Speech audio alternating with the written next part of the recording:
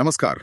आज हम एक ऐसे कॉन्सेप्ट पर बात कर रहे हैं जो वैश्विक अर्थव्यवस्था को समझने के लिए बहुत जरूरी है, पर अक्सर थोड़ा आप कह सकते हैं उलझा हुआ सा लगता है। क्रय शक्ति समता यानी पीपीपी। कभी सोचा है कि एक ही चीज, मान लीजिए बर्गर, भारत में अमेरिका से सस्ता क्यों मिलता है और क्या इससे कोई फर्क पड़ता है?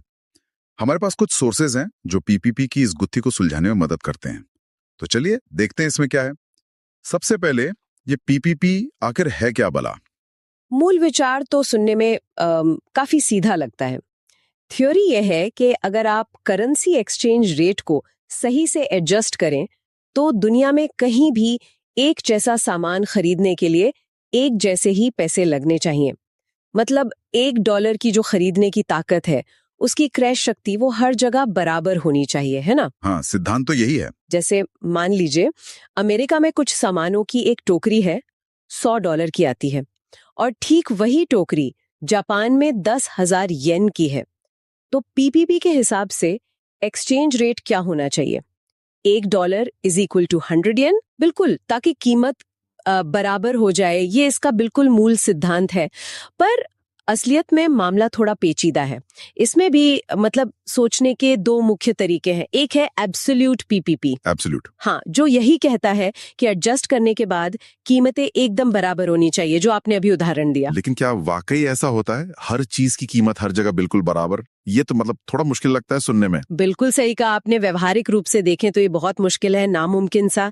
इसीलिए दूसरा प्रकार है रिलेटिव पीपीपी। Relative PPP. हाँ, ये कीमतों पर उतना फोकस नहीं करता जितना देशों के बीच महंगाई यानी मुद्रास्फीति के अंतर पर करता है।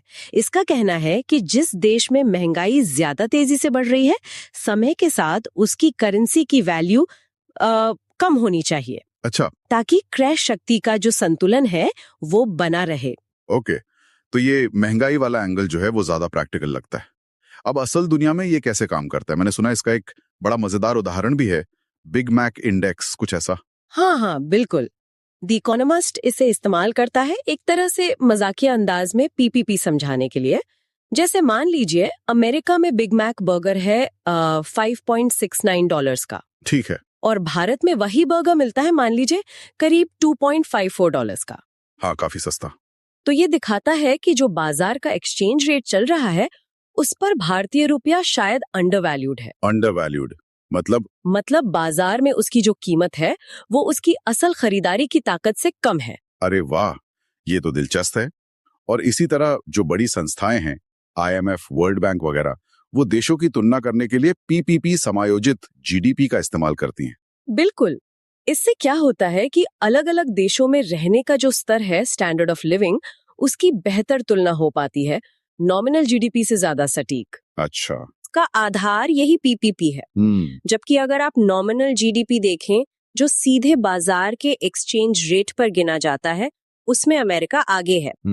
पीपीपी हमें दिखाता है कि चीन में लोग अपनी करेंसी से असल में कितना ज्यादा सामान और सेवाएं खरीद पा रहे हैं। ठीक है, ये सब तो समझ आया, पर एक आम इंसान के लिए अर्थव्यवस्था के बड़े नक्शे में इसका मतलब क्या है? ये इतना महत्वपूर्ण क्यों है? देखिए, इसके कई कारण हैं।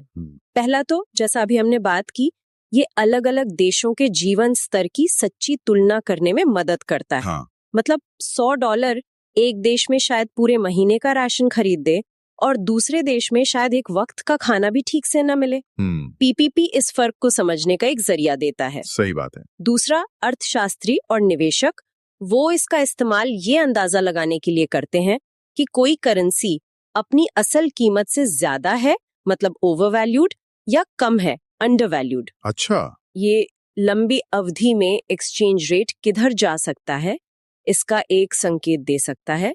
और हाँ, आर्थिक नीतियां बनाने में भी ये काफी काम आता है। पर एक सवाल मन में आता है, अगर ये सिद्धांत इतना लॉजिकल है तो फिर बाजार की जो एक्सचेंज दरें हैं वो पीपीपी दरों से इतनी अलग क्यों नाचती रहती हैं? मतलब कहीं तो कुछ गड़बड़ होगी, है ना? हाँ, बिल्कुल। और ये समझना बहुत जरूरी है कि इसकी अपनी सीमाएं हैं। ये कोई परफेक्ट टूल नहीं है। पहली बात तो ये कि हर चीज का व्यापार नहीं होता। मतलब जैसे लोकल सर्विस हो गई, बाल कटवाने का रेट है, घर का किराया है, लोकल ट्रांसपोर्ट का खर्चा है। हाँ, सही है। इनकी कीमतें तो स्थानीय कारणों पर निर्भर करती हैं। आप इन्हें न्यूयॉर्क से नोएडा ट्रेड तो नहीं कर सकते ना। हाँ, ये बात तो है। बाल कटवाने का रेट लंदन और लखनऊ में अलग ही होगा, उसे कैसे बराबर करेंगे? बिल्कुल। दूसरी बात, सामान को एक देश से दूसरे देश ले जाने का खर्चा, ट्रांसपोर्ट कॉस्ट। हाँ, वो भी है। फिर टैक्स लगते हैं, कस्टम ड्यूटी यानी टैरिफ लगते हैं। ये सब कीमतों में जुड़ जाते हैं और देशों के बीच अंतर पैदा कर देते हैं। ठीक। और तीसरा, शायद सबसे अहम, खासकर छोटी अवधि में, मतलब रोज या महीनों के हिसाब से देखें तो एक्सचेंज रेट पर सट्टेबाजी, ब्याज दरों का अंतर, राजनीतिक स्थिरता या अस्थिरता, हाँ, ये सब कारक। इन सब फैक्टर्स का असर पीपीपी से कहीं ज्यादा होता है। पीपीपी जो है वो लंबी अवधि का एक ट्रेंड बताता है, रोज के उतार चढ़ाव का नहीं। और हाँ, एक और बात, अलग अलग देशों के लोगों के खरीदने के पैटर्न में, पसंद नापसंद में जो सांस्कृतिक फर्क होते हैं, वो भी भूमिका निभाते हैं। तो कुल मिलाकर कहानी ये है कि पीपीपी एक तरह का चश्मा है जो हमें बाजार के एक्सचेंज रेट के जो नंबर दिखते हैं उनसे आगे देखने में मदद करता है। यह दिखाता है कि पैसे की असली कीमत सिर्फ एक अंक नहीं है, बल्कि यह है कि उसे असल में खरीदा क्या जा सकता है। एकदम सही कहा। ये हमें याद दिलाता है कि अर्थव्यवस्था में असली मूल्य इस बात में है कि आपकी मुद्रा, आपकी करेंसी कितनी क्रय शक्ति रखती है।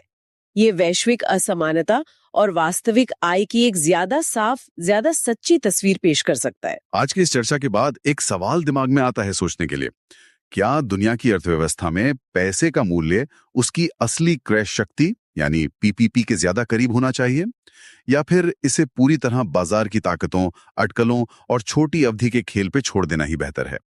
सोचने वाली बात